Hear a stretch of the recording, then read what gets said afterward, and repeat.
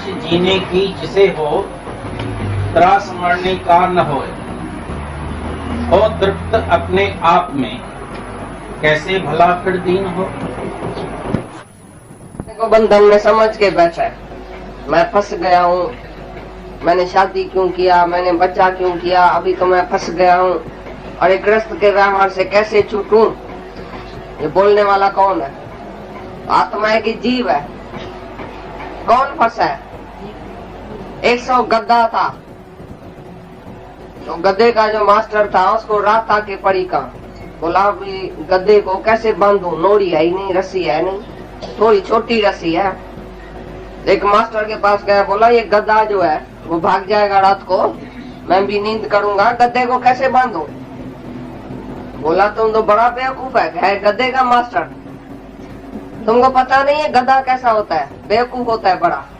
तुम खाली क्या करो, इसको ऐसा पाँव में ऐसा हाथ घुमाओ, इशारा खाली करो तो गद्दा समझेगा मैं बंद गया हूँ, सारी रात उधर ही खड़ा होगा।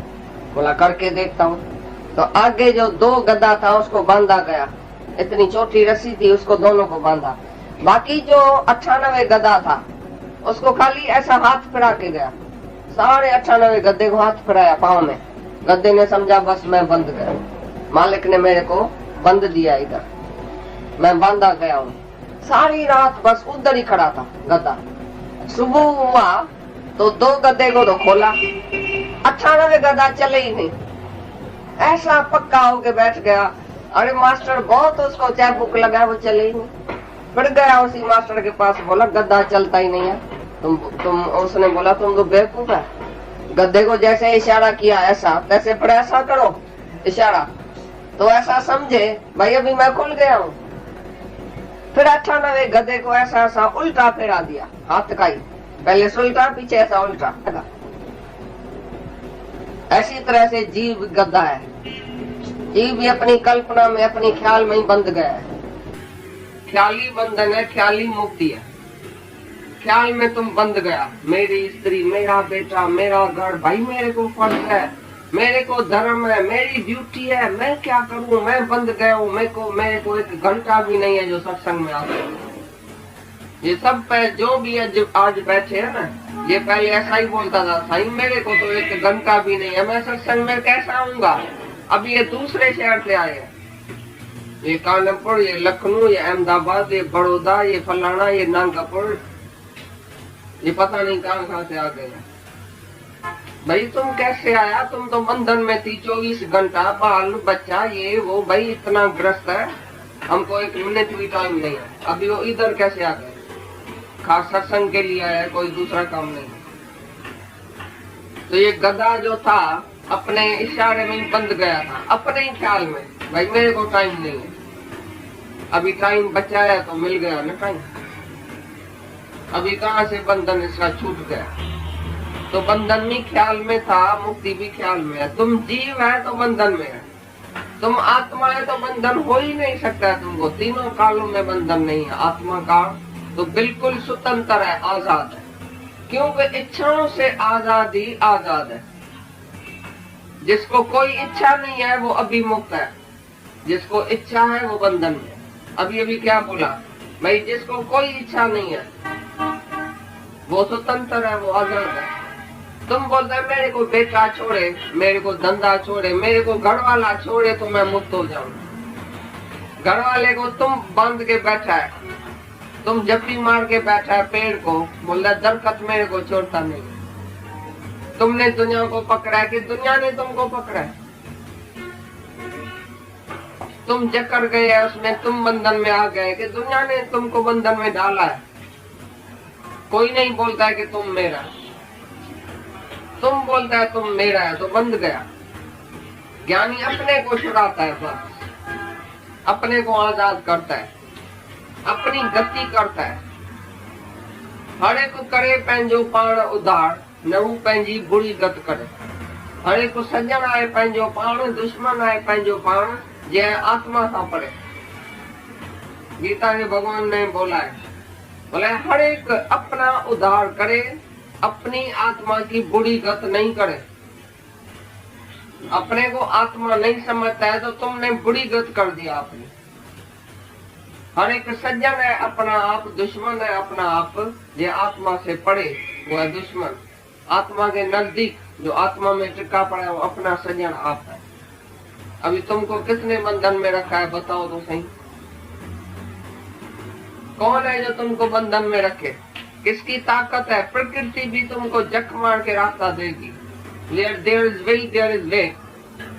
तुम्हारा अगर विल है तुम इधर आओ तो आज तुम आया ना, किसने रोका? बस भी मिली, ट्रेन भी मिली, टैक्सी भी मिली, टांगों में भी ताकत आई।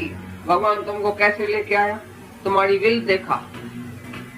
जहाँ जहाँ तुम्हारी विल है परमात्मा तुमको शक्ति देगा, ताकत देगा, उधर जाएगा तुम। अगर माया में विल है तो भी भगवान शक्ति देगा, जाओ माया में गिरो। भगवान बोलता है मैं उसको जाके माया में फंसाता हूँ, क्योंकि उसकी प्रकृति ऐसी है। वो प्रकृति के अधीन जो जीव है, जिसको माया प्रिय है, जो अंधा है माया के पीछे, मैं उसको उधर ही लेके जाता हूँ। और जो मेरा भगत मेरे तरफ आना चाहता है मैं उसको अपने में लीन कर देता हूँ। भगवान ने बोला है शक्ति तो उधर भी देता है, चोर भी चोरी करता है, शक्ति तो परमात्मा की है। और साधु है उसको भी शक्ति भगवान की है, शक्ति तो वही है। लेकिन चोर कैसे शक्ति को यूज करता है और तुम कैसे साधु जो है कैसे शक्ति को यूज करता है, वो तुम्हारी मर्जी। तो बोलता है जिसको इच्छा कोई नहीं है वो बंधन से मुक्त है, उसको मुक्ति की भी इच्छा भी नहीं है। मैं आत्मा हूँ, मैं नित्य मुक्त हूँ, पहले से ही मुक्त हूँ, जन्म से ही मुक्त हूँ। जैसे मच्छी जन्म से तैरती है और पक्षी जन्म से ही उड़ता है, ऐसे मैं जन्म से ही मुक्त हूँ। मैंने कभी जन्म मरण में मैं आया ही नहीं हूँ। आग से मुक्त हूँ, मैं आत्मा हूँ। आत्मा कभी किसी बंधन में नहीं आया। तुम अभी अपने को आत्मा समझो, आत्मक शक्ति में रहो, देखो कोई बंधन में डाल सकता है। जैसे हम छूट गए तैसे तुम भी छूट सकता है। हमारे को भी तो कोई बंधन होएगा ना, कभी तो होएगा। लेकिन ज्ञानी अपने को छुड़ा सकता है, तुम भी अपने को छुड़ा सकते हैं, कोई बड़ी बात नहीं है। मनुष्य खुद ईश्वर है। Man is God, simply does not know it. मनुष्य खुद ईश्वर है, क्या नहीं कर सकता है। What one man has done, man can always do। जो एक मनुष्य कर सका है, अगर हमारा गुरु कर सका है तो हम भी कर सकेंगे। वो भी एक मनुष्य है, कृष्ण भी मनुष्य था, गुरु नानक भी मनुष्य था, मनुष्य रूप में आया था। वो दिखा के गया कि हम भी तुम्हारे साथ रहते हैं दुनिया में, हम भी तुम्हारे ही जैसा है, तुम्हारे जैसा ग्रस्त में आया है, तो भी हम कैसे मुक्त होके बैठा है। राजा जनक भी तुम्हारे जैसा था। जो भी हमारे अवतार आया हमारे जैसा मनुष्य स्वरूप में आया है, इसलिए मनुष्य स्वरूप में आता है। जैसे मनुष्य को एतबार आए कि हम भी इस जैसा हो सकता हूँ, और गुरु करे आप समर्थ। संत और पारस में बड़ो अंतरो जान, वो लोहा कंचन करे वो करे आप समर्थ। संत और पारस में बहुत बड़ा अंतर है। वो लोहे को कंचन करता है, सोना करता है, लेकिन गुरु तो आप समान करता है। जब कृष्ण आया था तो अर्जुन को आप समान किया। अर्जुन ने पिछाड़ी को बोला है तो मेरा संसार भरम सब छूट गया, मेरा मोह जो है वो सब छूट गया, अभी मैं निष्ठा में हूँ। हे भगवान, अभी मैं निष्ठा में हूँ कि मैं आत्मा हूँ। मेरे को अपने स्वरूप की स्मृति हुई है कि मैं आत्मा हूँ। जैसा कृष्ण तैसा अर्जुन। अर्जुन ने खाली अपना स्वरूप। झूठी है तो क्या दोगे उसे, है ही झूठी है, जान जाओ बस। समर्पण में भी तो दो हो जाते हैं, है ही एक।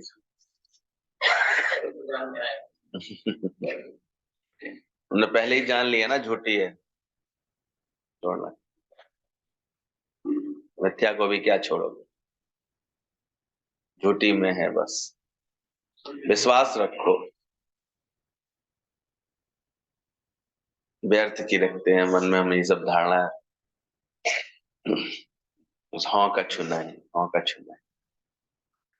मैं ब्रह्म स्वरूप हूँ, मैं आत्म स्वरूप। आते जाओ। नई आस जीने की जिसे हो त्रास मरने का ना हो तृप्त अपने आप में कैसे भला फिर दीन। अंदर अंदर इसका मनन करो। ये जो 1 घंटे हमको ये इतना अच्छा श्रवण मिलता है वाणियों का, वो अंदर ही अंदर हमारा बहुत अच्छा मनन होना चाहिए। सुनो भली कण भर, लेकिन मनन करो मन भर, यानी तुम्हारा मन भर जाए, अच्छे से विचारों से भर जाए, बार बार उसका मनन करो। नहीं आस जीने की जिसे हो त्रास मरने का ना हो, वो तृप्त अपने आप में कैसे भला फिर दीन हो। ये जो सूत्र है हमारे अष्टावक्र गीता के, ये एक एक सूत्र बहुत विशेष है। कैसे राजा जनक अपनी उत्कृष्टता बता रहे हैं। यही अभी गुरु जी कहते कि तुम भी आए हो, बैठे हो, कोशिश करो कि मैं राजा जनक की तरह अपना निश्चय करता हूँ, राजा जनक की तरह इस समझ के साथ रहता हूँ। नहीं आस जीने की जिसे, नहीं त्रास मरने का ना हो से, मरने का भी कोई भय ना हो जिससे, ना जीने की कोई आस हो। वो तृप्त अपने आप में, जो अपने आप स्वरूप में, अपने आत्मा के स्वरूप में ही तृप्त है, कैसे भला फिर दीन हो। वो दीनहीन होकर के कैसे रह सकता है, कमजोर होकर कैसे चल सकता है। सुनने में शुरू में अटपटी लगती है बातें, लेकिन जब रोज नियम से सुनते हैं ना, तो ये पक्की हो जाती है, समझ आ जाती है। मैं किस कारण से अपने को दीनहीन मानता हूँ, छोटा मानता हूँ, कमजोर मानता हूँ। हटाते जाओ इन बातों को।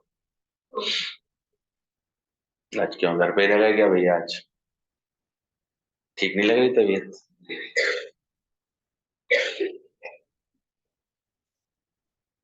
मन बेच दो, उनसे कह दो जो मन में आ गया कोई ख्याल, तो बेचा नहीं है अभी तक उन्होंने। जो चीज बेचेंगे नहीं तो मन के पास लौट के आएगा। खामा खा ख्यालों से ही बवंडर मचा लेता है। जिस महात्मा का मन मोक्ष में भी इच्छा रहित है, उस आत्म ज्ञान में तृप्त हुए कि बराबरी किसके साथ हो सकती है।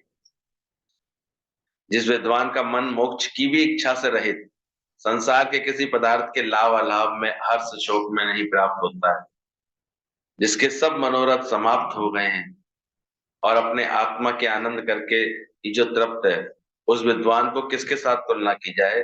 किंतु किसी के साथ उसकी तुलना नहीं हो सकती, अतुल्य है। जीव अपने को बंधन में समझ के बैठा है, मैं तो फंस गया हूं, और इसलिए भ्रम के कारण ये ख्याल आते रहते हैं, मैंने शादी क्यों किया, बच्चा क्यों किया, अभी तो मैं फंस गया हूं, अरे गृहस्थ के व्यवहार से कैसे छूटूं। तो ये बोलने वाला कौन है? तुम बताओ विचार करके, ये किसके अंदर से निकलता है? आत्माकार के अंदर से या जीव भाव वाले के अंदर से? आत्माकार जब वृत्ति होगी, ये सारे ख्याल उसके अंदर से उतने बंद हो जाएंगे। पूरा जीव अपने को बंधन में समझ के बैठता है कि मैं फंस गया। इसलिए जैसे जैसे आत्माकार वृत्ति हो जाएगी, उसकी ये भ्रम ही टूट जाएगा उसके अंदर, उससे कुछ लगेगा ही नहीं कि कहीं मेरे को कोई बंधन है, कोई बात है। ज्ञानी के मन सदा आनंद। इस पर गीतावान ने फॉर एग्जाम्पल अभी बताया था, 100 गधे थे, गधे का जो मास्टर था, रात आकर के पड़ी, तो एक सराय में आकर के जब रुका, तो उन गधों के मास्टर ने बोला कि अभी गधों को कैसे बांधू, रस्सी तो है नहीं। तो सराय वाले मालिक ने छोटा सा टुकड़ा लाके दिया, बोले इससे बांध लो। बोले इससे कैसे बांध सकता हूँ, उससे तो एक गधा भी नहीं बनेगा ढंग से, 1-2 गधे बनेंगे बस। वो सराय का मालिक बहुत होशियार था, उसने कहा तुम ऐसा करो, आगे वाले को बांधना। बोले एक को बांध दूंगा तो बाकी तो फिर रात को उठ के भाग जाएंगे। बोले नहीं भागेंगे, मुझे एक समझ है। बोले क्या? बोले बाकी सब गधों के तुम चारों तरफ ऐसे हाथ घुमा देना, हाथ घुमा देना। उसने ऐसा ही किया। सुबह देखा सबके सब गधे वहीं के वहीं खड़े थे जहां पर खड़े थे। बड़ा उसको लगा, आश्चर्य लगा, ये तो एक भी नहीं टस से मस हुआ। और आया, उसने अपने गधे को खोला और चलने लगा। जिसको जो गधा बंधा हुआ था रस्सी से, उसको खोला और चलने लगा। और वो एक दो गधे तो चल दिए, बाकी 98 गधे बिल्कुल वहीं के वहीं ठुस से खड़े रहे, हिले भी नहीं वहां से। घबरा गया, बोले क्या कर दिया, सराय मालिक ने कोई जादू टोना कर दिया क्या इनके ऊपर, ये चल क्यों नहीं रहे हैं। दौड़ा दौड़ा गया अंदर, बोले हमारे घोड़ों गधों को हो क्या गया, ये चल नहीं रहे हैं, चल नहीं रहे। बोले खोल तो दो ने। बोले खोला, बंधे कौन से हैं वो। बोले वो बंधे नहीं है, लेकिन फिर भी उनको भ्रम हो गया है कि हम बंधे। तो बोले फिर क्या करना पड़ेगा। बोले जैसे हाथ ऐसे घुमाया था ना, अब उनके पैरों के चारों तरफ हाथ ऐसे घुमा, तब उनका भ्रम टूटेगा, तब वो चलने को तैयार होंगे। गधे हैं ना, वो अपने को मान बैठे हैं कि हम बंधे हुए। तो कौन मान बैठा अपने को बंधे हुए, तो कौन कहलाए जाएंगे। विचार किया करो, तो केवल हंसने के लिए नहीं बातें नहीं है, इतने बड़े शास्त्र में ये बातें लिखी हुई हैं। ये दृष्टांत इतना सदियों पुराना दृष्टांत होगा, सोचो, और इसका मर्म समझो। हम भी सिर्फ अपने ख्याल के कारण बने। इसलिए देखो, पहले कैसे बोलते थे, अरे सत्संग बड़े, हम तो नहीं आ सकते, सुबह तो इतने काम होते हैं, इतने काम। लेकिन अब निकल आते हैं। तो बंधन कैसा था, कौन सा बंधन था। तो गुरु जी के पास इतना मेला लगते थे, कहाँ कहाँ से लोग आते देखे। काय का बंधन होता है, बीमारी काय की होती है,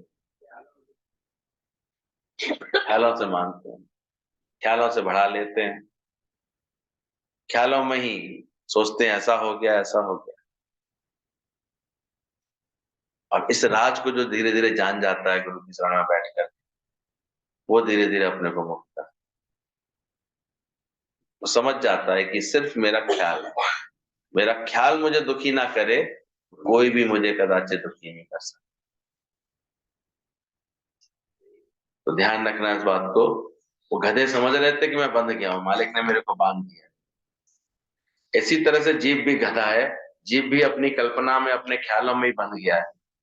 ख्याल ही बंधन है, ख्याल ही मुक्ति है। ख्यालों में ही तुम बंध गया है, तुम बोलता है मेरी स्त्री, मेरा बेटा, मेरा घर, मेरे को फर्ज है, मेरे को धर्म है, मेरी ड्यूटी है। अब इस अज्ञान से जिस क्षण अंदर वाला तुम्हारा छूटने को तैयार हो जाए, जबकि आया अकेला जाएगा अकेला। कोई भगवान ने तो कोई ऊपर से पहचान भी नहीं दी, कोई नाम भी नहीं दिया, नाम भी यही रख दिया। रिश्ते भी तुमने अपने हिसाब से यहाँ मान लिए, और व्यर्थ के बंधन को अपने को मान लिया।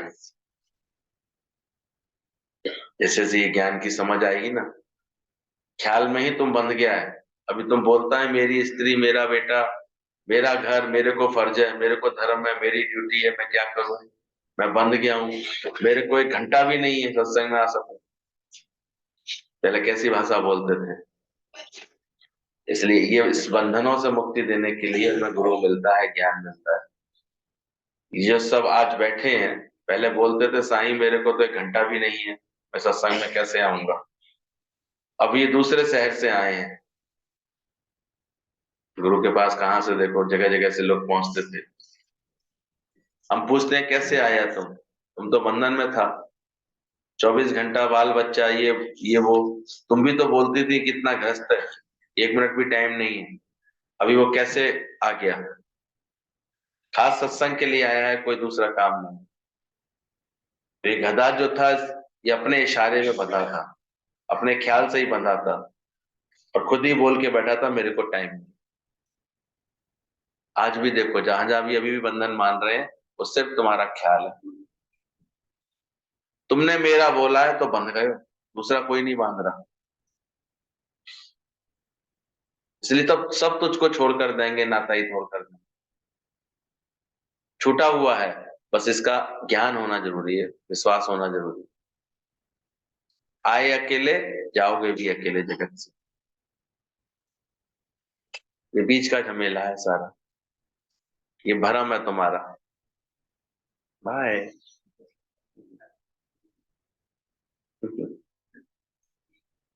ये ख्याल है तुम्हारा, बस तुम्हें टाटा करना नहीं आता।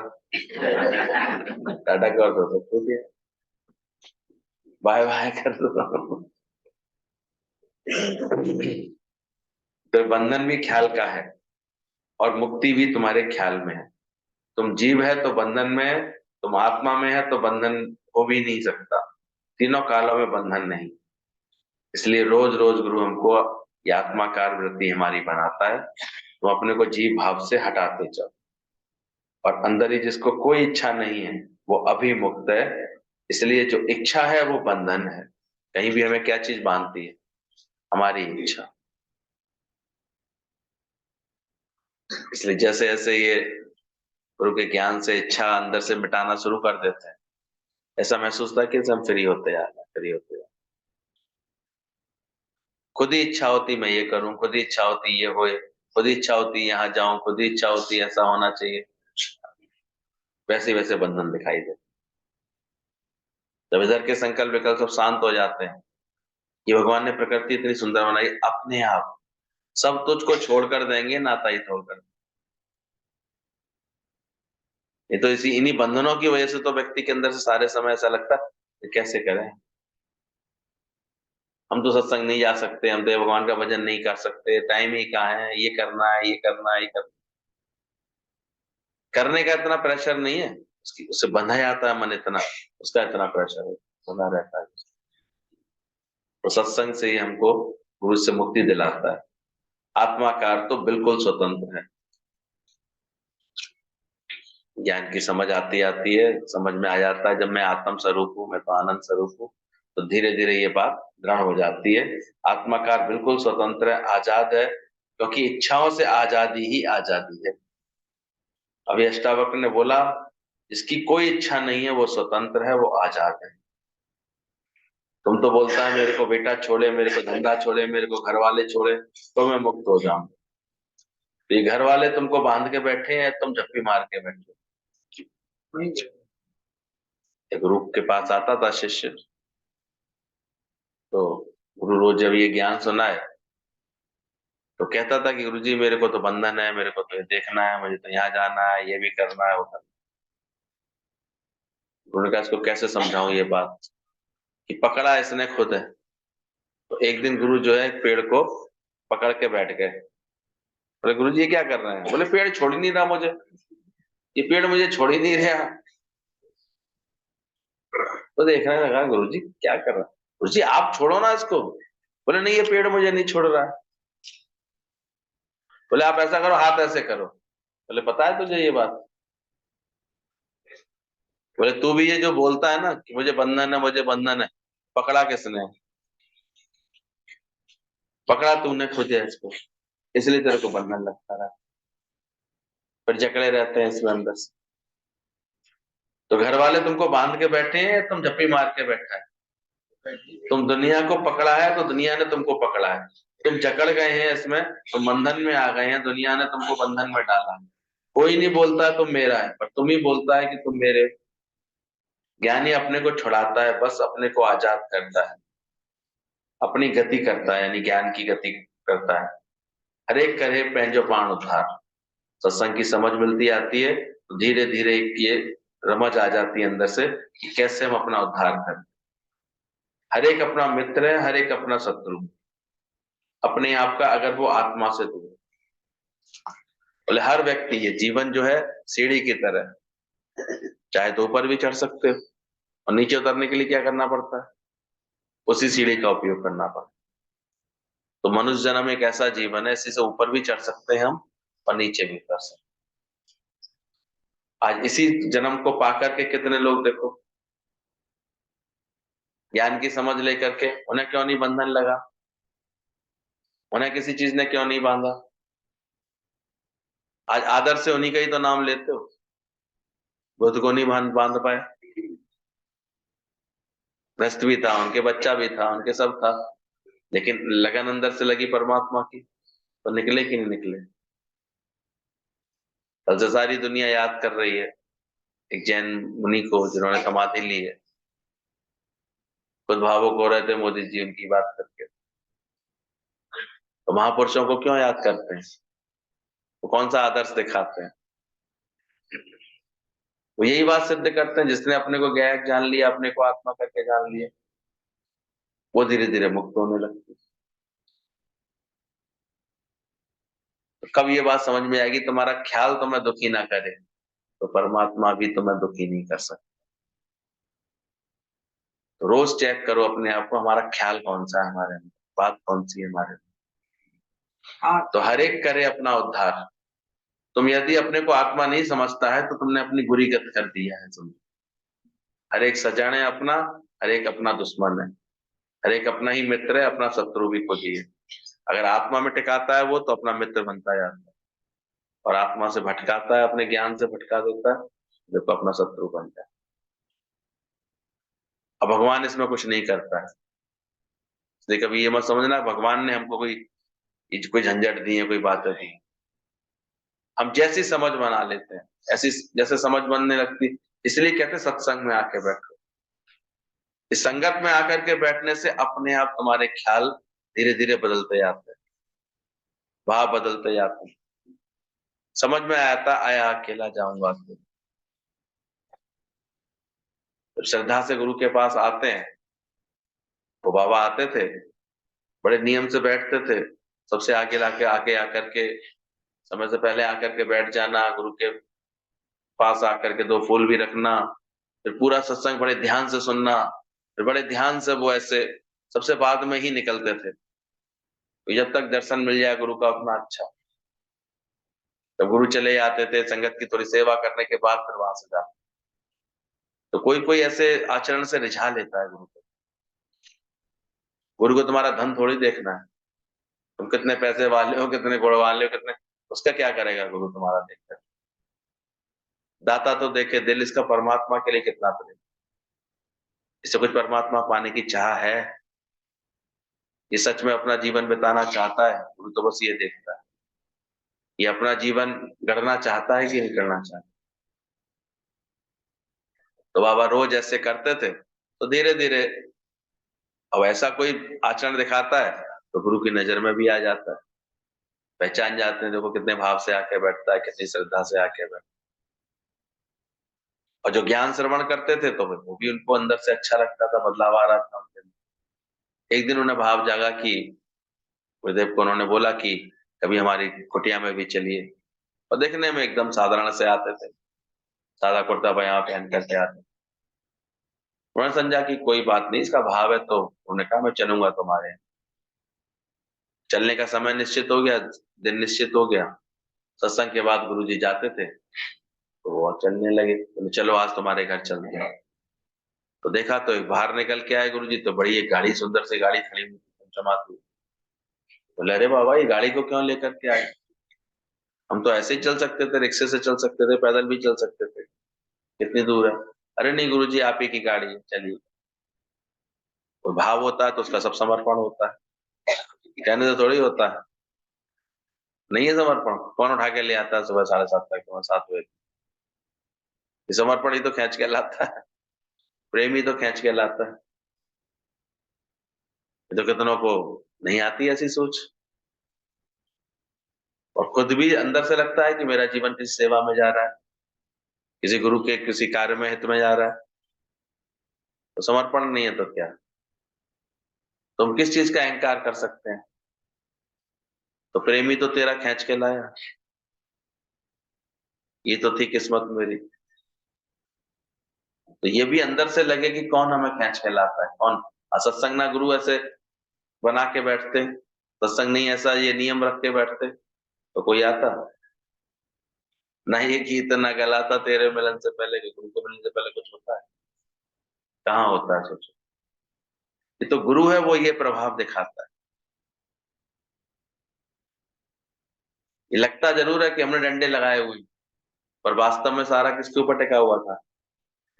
सारे गोप ग्याले समझने लगे कि हमने डंडा लगा दिया, डंडा लगा दिया, हमने साध लिया है। पर वो चूहा नहीं आता, छोटी सी उंगली पर सब टिका हुआ है। लोग कह रहे थे दादाजी की ये भी उंगली नहीं, ये वाली उंगली तो माताएं दिखाती हैं, समझा नहीं समझा। भगवान को ये भी जरूरत नहीं पड़ती, वो सिर्फ इससे ही काम चला लेते। वो सारा बोझ किस पे उठा लेते हैं? छोटी सी उंगली में से। इसलिए गोवर्धनधारी कहलाए वो। जब उन्होंने देखा, भगवान ने फील किया कि तो अहंकार कर रहा है, इन ग्वाल वालों को लग रहा है हमने डंडे लगाए हैं इसकी वजह से, उन्होंने थोड़ी देर के लिए उंगली ऐसे हल्की सी मोड़ ली, सबके डंडे चरमराने लगे ऐसे, सबको ऐसे प्रेशर आ गया हाथ के ऊपर ऐसे, अरे ये पहाड़ कैसे। समझदार थे, तुरंत पहचान गए, अरे प्रभु बस समझ गए समझ गए, आप ही उठाए हुए, आप ही उठाए। तो सारा भार कौन उठाया हुआ है? ये तो गुरु प्रेम करके तुम्हारे को भी ऐसे हिम्मत देता है, जोश देता है, तुम भी करो तुम भी करो। पर रोज का सत्संग, रोज की ये प्रेरणा किसने दी? ये गुरु की कृपा ही तो होती। तो बाबा भी इतने समझदार थे अंदर से, जब लेके चले गुरु को, अपने घर पहुंचे और देखा तो महल खड़ा हुआ था। गुरु को भी लगा अरे दिखने में तो इतने साधारण थे, मैं तो पहचान ही नहीं पा रहा था कि ये तो अंदर से इतने मालदार हैं, इतने सब कुछ है इनके पास। अब वहां पहुंचे तो पत्नी भी बड़े प्रेम से अब स्वागत कर रही थी, बच्चे बहुएं भी, 4 बेटे थे, बहुएं थी, सब अच्छे से दौड़ भाग करके सेवा कर रहे थे। सब अच्छे से गुरु को बैठाया, गुरु के लिए सब जल्दी से चांदी की प्लेटों में फल लगाए, मिठाइयां लगाई, बात करी, प्यार से बैठाया, सेवा भाव से बैठे। गुरु को लगा ये तो अंदर का अलग गुण ही है, तो बाहर से इसके चरित्र में कोई दिखावा नहीं। बैठे तो पत्नी से बातचीत भी हो गई, पता भी लग गया कि 4 बेटे हैं, 4 बहुएं हैं, और आदमी की हैसियत पता भी लग जाती है उसके घर परिवार से, गाड़ी घोड़ों से पता लग जाती है भी अच्छी हैसियत के आदमी। लेकिन जब गुरु ने पूछा और कैसे हैं आप, कितनी उम्र है आपकी, तो कहते हैं अभी मेरी उम्र ऐसे 10-12 साल की है। जी बोले ये तो बड़ी अजीब गरीब उत्तर देता है। बोले कितने बेटे हैं? बोले गुरुजी बस एक ही बेटा है। बोले कितनी संपत्ति है बाबा तुम्हारे पास? बोले यही कोई 25-30 हजार रुपए होगा। गुरुजी मुस्कुराने लगे, कोई और सुन रहा था, उसने कहा नहीं बाबा ये क्या क्या बोल रहे हो, तुम तो 80 साल के लग रहे हो कम से कम, ये बोल क्या रहे हो? बोले मैं सही बोल रहा हूँ, मेरी उम्र तभी से तो है जब से मुझे गुरु मिला, उससे पहले की क्या उम्र बताओ। सार्थक तो जन्म तभी हुआ है जब ज्ञान मिला है। और बोले बेटे तो तुम्हारी पत्नी 4 बता रही थी। बोले उसको ऐसा लगता है, पर मुझे ज्ञान की समझ मिली है, मैं जानता हूं आज मेरे गुरु की सही लगन में, ज्ञान की सही बात समझने में एक ही बेटा है, बाकी हैं सब अपनी जगह ठीक है, कुशलता से कार्य कर रहे हैं, सब ठीक है, लेकिन वो उसको ज्ञान में श्रद्धा है, वो बैठ के ज्ञान की बातों का मनन करता है, तो मेरे लिए कौन बेटा हो? मेरा तो वही बेटा हो। और बोले जो आपने संपत्ति बताई केवल अपनी इतनी, आपके पास तो लाखों करोड़ों दिखाई दे रहे। बोले गुरु ने कितनी बार समझाया है, जो सदुपयोग हो गई है मेरी, जो निष्काम कार्यों में सदुपयोग में आ गई होगी, वो तो इतनी ही होगी, सत्संग में आने आने में कितना खर्च हुआ होगा, वही तो मेरा अपना है, बाकी तो धरती का दहेज है, कुछ है। तो इस समझ वाला ऑटोमेटिक मुक्त नहीं है। अब उसे कोई बंधन लग रहा है? जिसने सुख का केंद्र अपने भीतर मान लिया, उसे बाहर कोई बंधन है जगत का? भले कार्य करता दिखाई देगा वो आपको, घर परिवार में रहता दिखाई देगा, अब जैसी उसकी परिस्थिति है, हो सकता है किसी को 4 घंटे की सेवा करके भी ये जीवन चलता हो, किसी का पूरे पूरे दिन की सेवा होती होगी, किसी को पूरे घर की सेवा होती होगी, वो अलग चीज है। लेकिन अंदर से निश्चय जिसको हो गया वो मुक्त, अंदर से बात समझ में आ गई, जिसका अंदर से चित्त निरीक्षा भाव में आ गया, तभी ये बोला कि जिसकी कोई इच्छा नहीं है वह स्वतंत्र है, आजाद। और जिस जीव को चाह नहीं सो जग शहंशाह। तो सच्चे गुरु के दर पर, सच्चे सत्संग में बैठ करके हमको ये वाली शहंशाही मिलती है कि हम अंदर से अचाह हो जाते हैं। तो गुरु की पहचान भी यही बोली गई सच्चे गुरु की, मांगन मरण समान, मत कोई मांगे भी, मांगन से मरना। गुरु का मतलब ये जो हमारे जीवन से सारी मांग हमारे अंदर से मिटा, सारी इच्छा अंदर से खत्म करा। और आज अगर किसी को भी शांति अगर लगती है सत्संग में बैठने के बाद, तो वो इसी कारण से मिलती है क्योंकि अंदर जो उथल पुथल करने वाला मन है ना, वो शांत होता है, उसकी स्थिति शांत होती है, उसके अंदर में सहज मौन आता है, स्थिति बनती है, शांत रहने का मन करता है। क्या बोले, किससे बोले, कौन कहे और किससे कहे और किसकी करिए बात। कोई कह रहा था कि कैसे पहले मेरी कितनी कटर कटर जबान चलती थी, बस ले दे करके वही घर के 7-8 लोगों के, इसमें ये कमी है, इसमें ये कमी है, भाइयों ने ऐसा किया है, दौरान जिठानी ऐसी मिली है, वो कर, यही बोलती रहती थी सारे से। हर एक से बोले पता नहीं सत्संग जब से सुना, अभी थोड़ा ही सुना है ना, 1-2 साल से, कहता मुझे इन सब बातों को करने का मन ही नहीं करता। कैसे हंसी आती कि मैं ये क्या कटर कटर बोलती रहती सारे से। जहां बैठती थी यही अपने कर्म बनाती थी बैठ करके, और उसका चिंतन ही, वही चिंतन मेरे अंदर चलता था, और सारे समय दुख पाती थी, जैसे मिले हैं जैसे मिले। तुम लोगों को भी आई है ऐसी मौत? किसी एक आध के आई हो तो भैया ने बता, आई है? डर डर के बोल रहे हैं, घर जाके तो देख नहीं रहा हूँ, देख लेना। ये मौन और शांति गुरु के संग आती है। कितनी बातों से गुरु हमको छुड़ा देता है, अचाह बना करके सारे बंधनों से छुड़ा देता है। जिसकी कोई इच्छा नहीं है वो स्वतंत्र है। तो ध्यान रखना, ज्ञानी अपने को छुड़ा के बैठता है, वो अपना उद्धार करके बैठता है। प्रकृति भी झक मार के तुमको रास्ता देगी, अभी तुमको बंधन में रखा है, अभी तुमको किसने बंधन में रखा है। और इसलिए देखा गया जिसने भी ज्ञान की लगन अच्छी कर ली, कैसे वो एकदम से सहज मुक्त रहता है, कुछ करना नहीं पड़ता। वो कर्म कर भी रहा होगा तब भी वो बंधन से रहित है, क्योंकि उसको वहां भी कोई इच्छा बांध के नहीं बैठती। अभी वो कर्म छुड़ाया जाए उससे तो बड़े प्रेम से छोड़ दो। अज्ञानी अहंकार से बनता है, मैंने इतना किया, मैं कब से कर रहा था, नहीं करूंगा, मैं नहीं करूंगा तो कौन करेगा। ज्ञानी को ये बंधन नहीं रहता, वो जानता करण करावन आपको।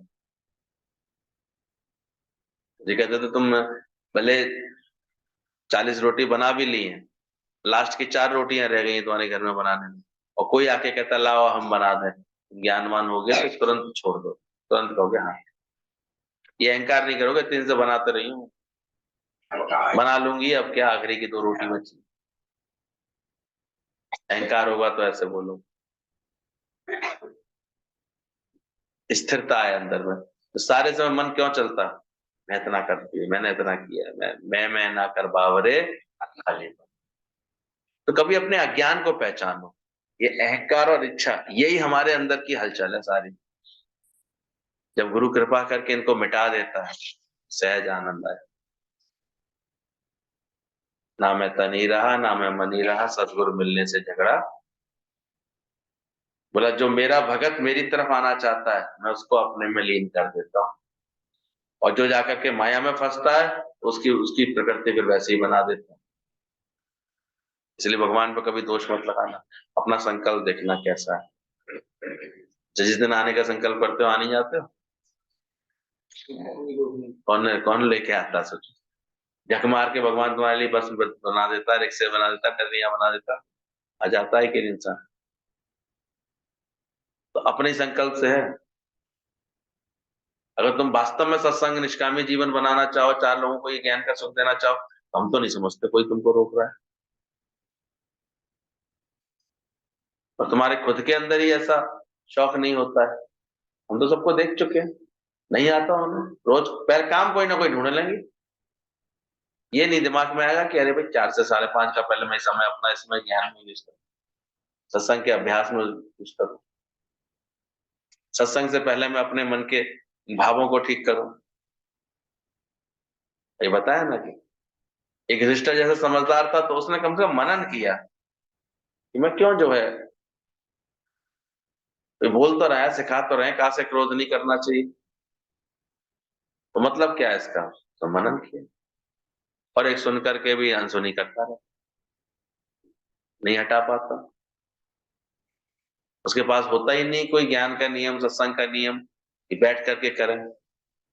जो सच बताऊं, उसमें तो इस समय तो मेरा उद्धार हो रहा है, मेरा अभ्यास चल रहा है, मेरी वृत्ति अपनी अच्छी चाहिए बननी है। बाकी तो श्रवण से तुम्हारा हो रहा है, ये बातें समझ में आ रही है, लेकिन अब जीवन का संकल्प कैसा है तुम्हारा? As you think so you become.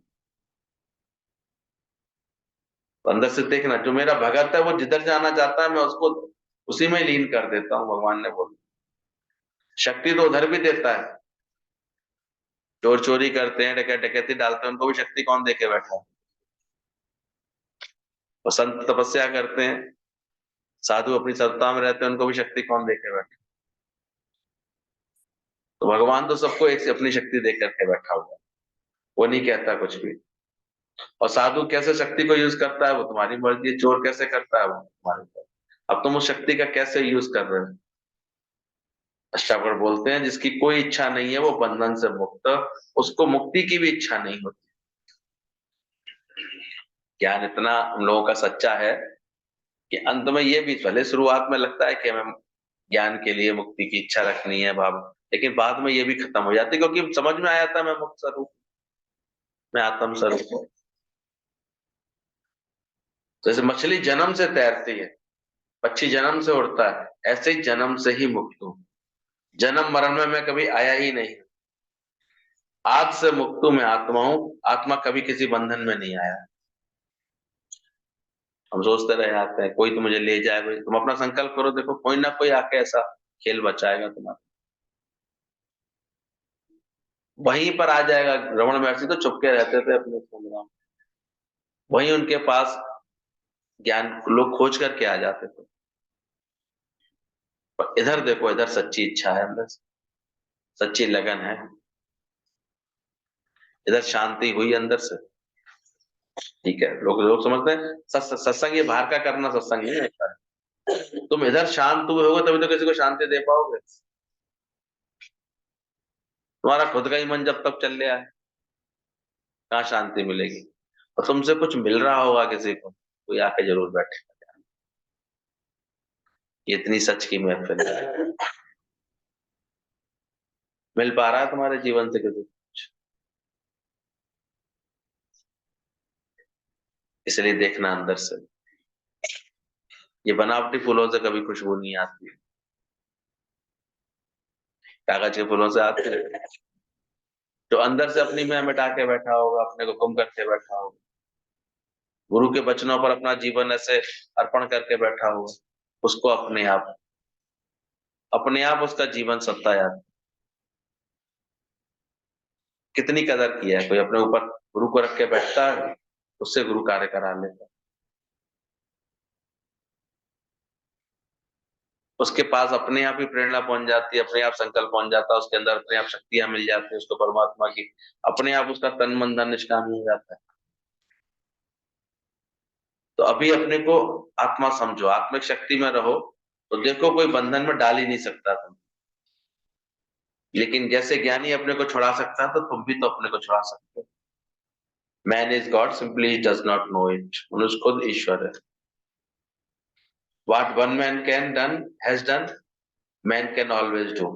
जो एक व्यक्ति कर सकता है, एक मनुष्य कर सकता है, हमारा गुरु कर सकता है, तो हम भी कर सकते हैं। ऐसा भाव अंदर रहना चाहिए। कल भी कोई ऐसी हारी हुई बात कर रहा था, अरे हमसे तो नहीं ऐसा हो सकता, मेरी तुम्हारा संकल्प ही नहीं है, पहले ही ना आ गई है तो कैसे करो।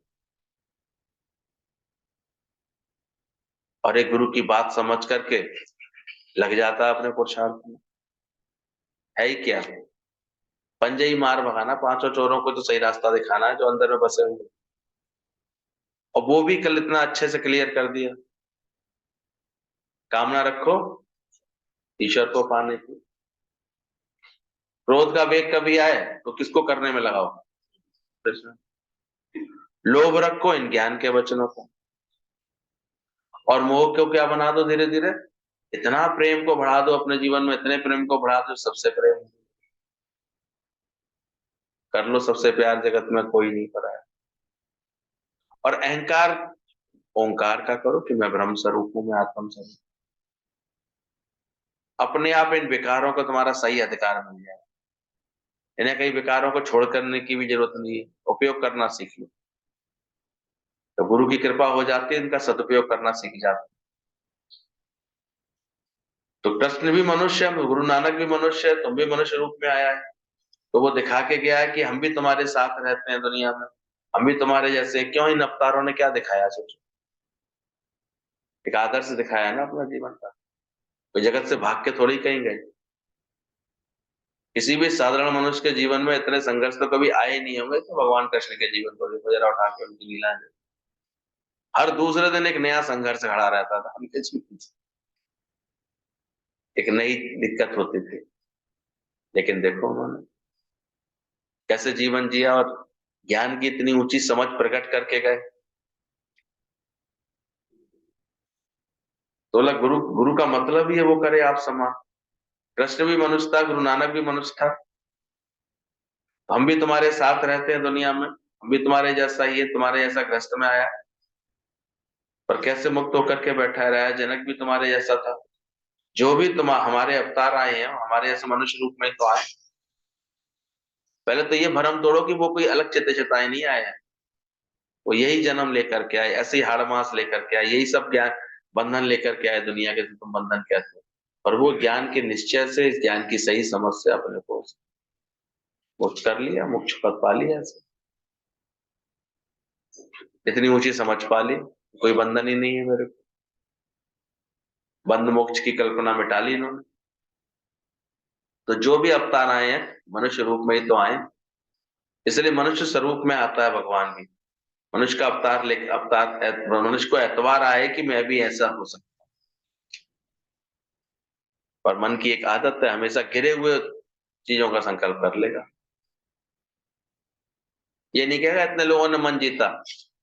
अक्सर लोग बात किसकी करेंगे? विश्वामित्र जैसे डिग गए, वो गिर गए। कमजोरी वाले ऐसे लोगों को देखता रहता है, उन्हीं की बात करता रहता है।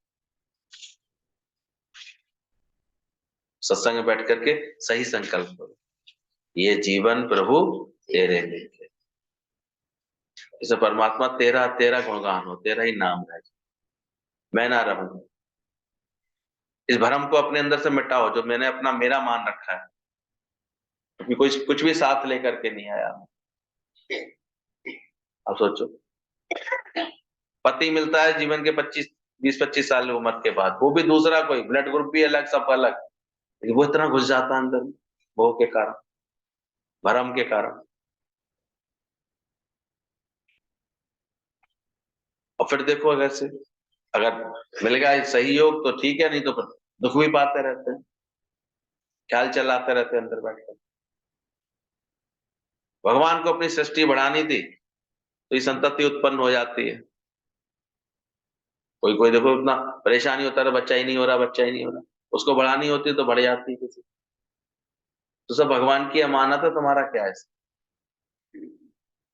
तो ठीक से ये बात दिमाग में बैठाना ही नहीं चाहते, तो वो चिंता लगती है, वो खाया हुआ कि नहीं, ढंग से रह रहा होगा कि नहीं, ये कर रहा होगा कि। अपने अज्ञान को हम खुद ही पालते रहते हैं। हटाना चाहे तो हट सकता है, कोई बड़ी बात। यहीं से गुरु कहते हैं फारगती करो अपनी सगी नहीं, ये देह मेरी सगी।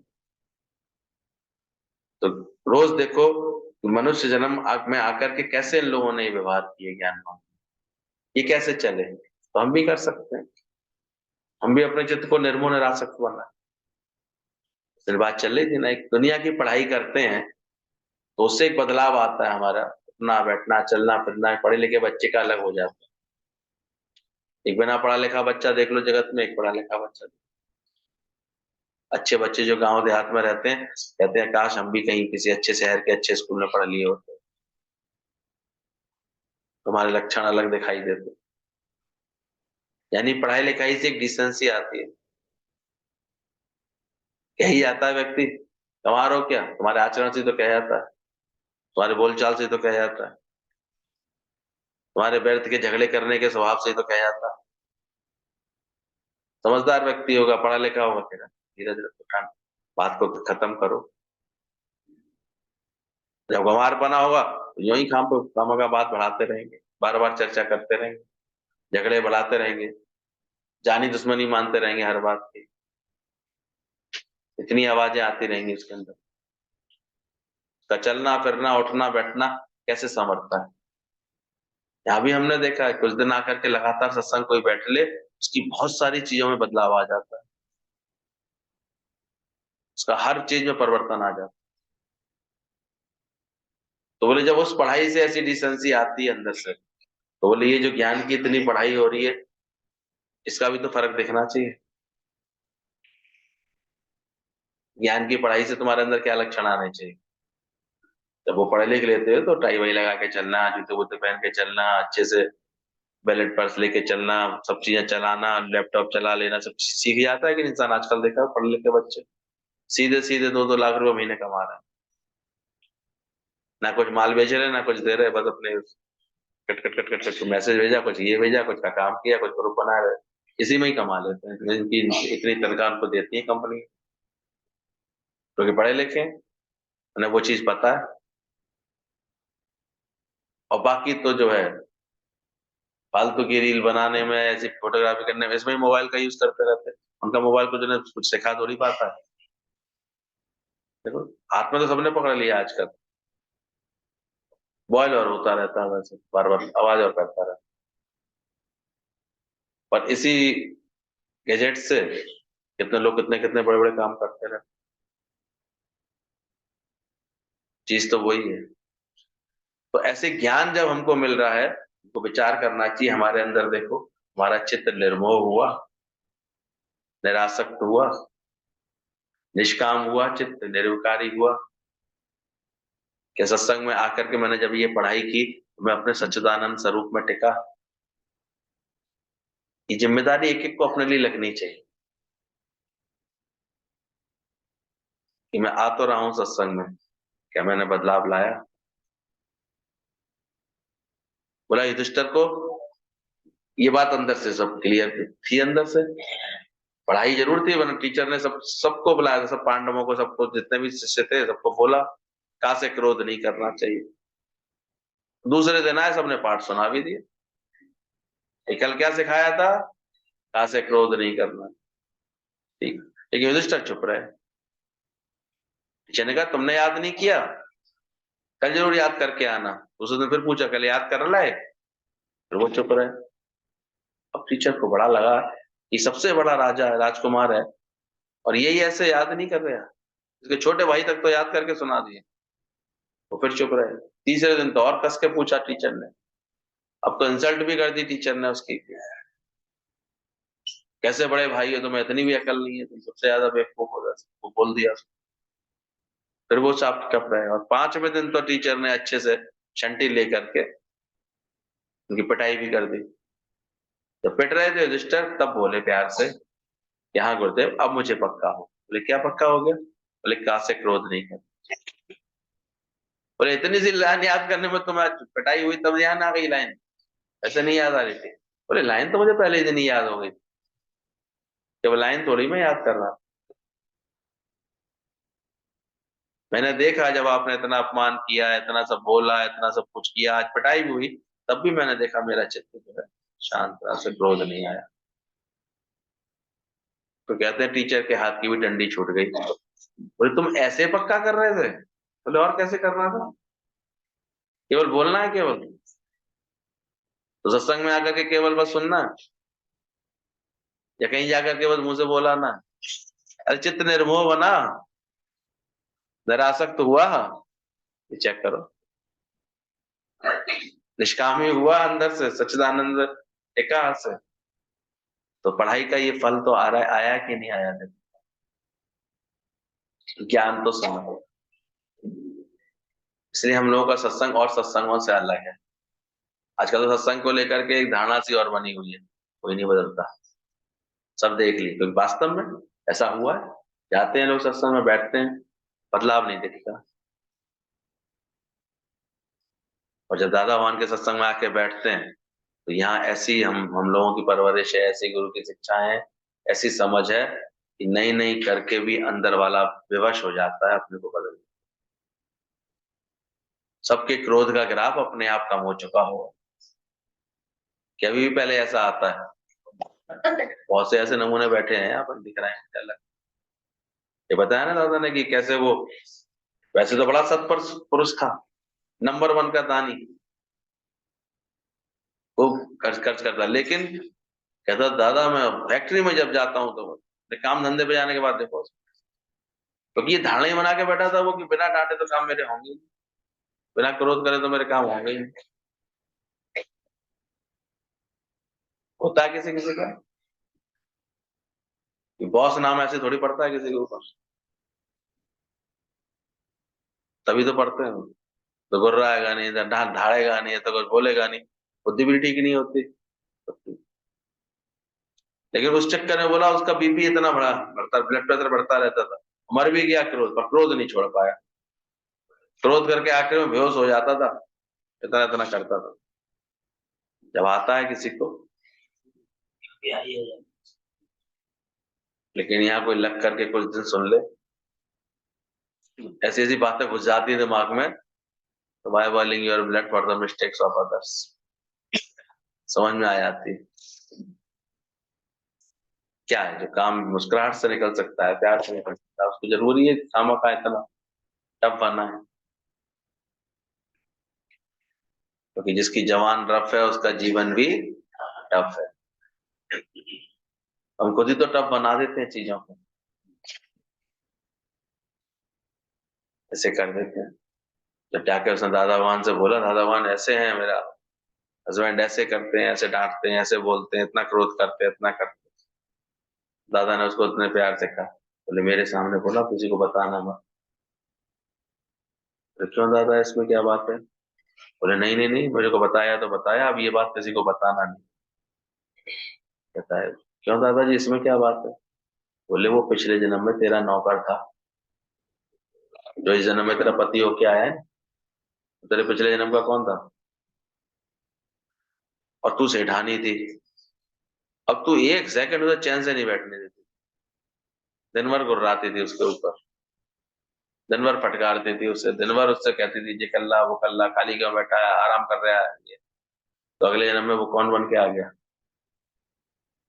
वो सारे तेरे से बदले पूरे कर रहा है। अब तू किसी को ये बताएगी मेरे पति मेरे संग ऐसे करते हैं, तो समझदार लोग समझ जाएंगे कौन आ गया इसके जन्म में, पिछले जन्म का कौन आ गया। तो जो नौकर चाकर उन पर गुर्राना को, अगले जन्म के लिए किसको तैयार कर रही है? कौन आने वाला है तुम्हारे पास? क्या समझते हो? ऐसे ही मिला है तुम्हें कर्म का हिसाब किताब? कुछ तो कर्म बिगड़े होंगे पिछले, कुछ तो चीजें बिगाड़ी होंगी, कुछ तो कर्म बने होंगे। तो ध्यान से ये बात अंदर से समझ में आने लगती है, अकारण नहीं हो रहा कुछ। अजऊ कछु बिगड़ो ना, अब भी गुरु के पास आके बैठ जाते हैं। आज भी हम अपने को शांत कर लें, अंदर से ज्ञान समझ लें, इच्छा भाव में आ जाए, निष्काम भाव में, तो हम देखते हैं बहुत संवर जाती है, शांति आ जाती है अपने अंदर से। दादा भगवान कह रहे थे कि मेरे को अनुभव मिलता है कि इतना गुरु उसको समझाता है पर क्रोध को एक विकार नहीं रोक पाता। पर जब रोज सच का ये सत्संग सुनते हैं तो अंदर में देखो, अंदर ही वाला एक ऐसे, क्रोध कब कर रहे थे? जब इच्छा थी, इच्छा में विघ्न पड़ता है तो क्रोध होता है। जब समस्त प्रकार की इच्छा गुरु अंदर से खत्म कराता है, शांत भय सब शांत, भाव अपने आप ही इतने अच्छे होने लगते हैं सबके। तो अपनी गारंटी सिर्फ तुम बताओ, तुम्हें गारंटी लेनी चाहिए अपनी। बाकी तो दुनिया में बड़े वेद शास्त्र पढ़े हुए भी सब लोगों को भी देखा, नहीं बदलती दुनिया। तो दुनिया ना बदले तब हमें मिलेगा। इसलिए रोज आकर के ये फैक्ट्री खोलो, अपने अंदर की चेक करो, मेरी प्रेम बनाने वाली फैक्ट्री सही चल रही है कि नहीं चल रही है। सही से मैं इसको बना पा रहा हूँ कि नहीं चला पा रहा हूँ।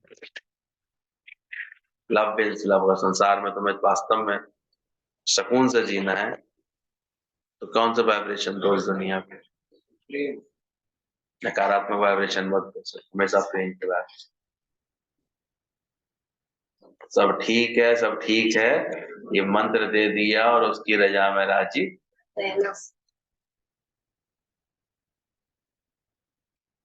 क्या बात समझ में आ रही है? क्या बता रही हूँ?